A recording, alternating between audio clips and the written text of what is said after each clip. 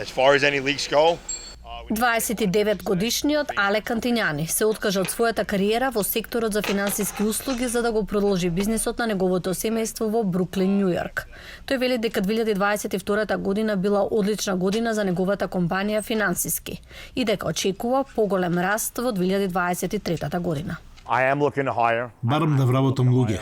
Интервјуирам. Еднаш неделно секоја среда имам интервјуа. Додека многумина во занајчискиот сектор се уште мака мачат да вработат нова сила. Големите компании, особено во технолошката индустрија, ја намалија нивната работна сила, која значително се прошири за време на пандемијата со бран од вработувања. I got laid off. I got laid off. I was laid off by Google. I was laid off from my job at Meta. Во јануари Google укина 12.000 работни места, околу 11.000 работни места во Мета во ноември и уште 10.000 работни места во Microsoft до 31 март. Ова е широко распространет тренд низ технолошката индустрија. Сега оно што го доживуваме е дека треба да намалуваме, претерано ангажира. Наместо да се намалат што се очекувањето од компаниите да го направат во тешки времиња, тие се залагаат за зголемување за она што следува.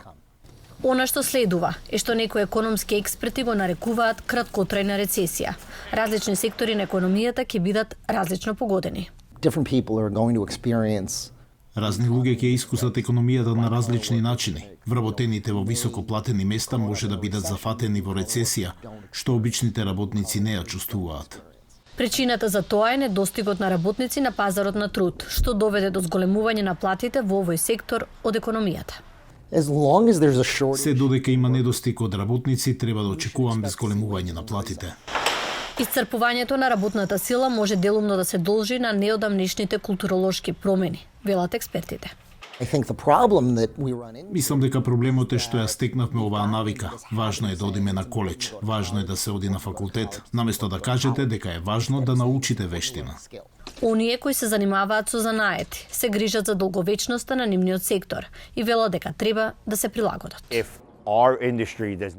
Ако нашата индустрија не развива повеќе технологија, помладите умови нема да сакаат да бидат дел од неа, а милениумската генерација е управувана од технологијата.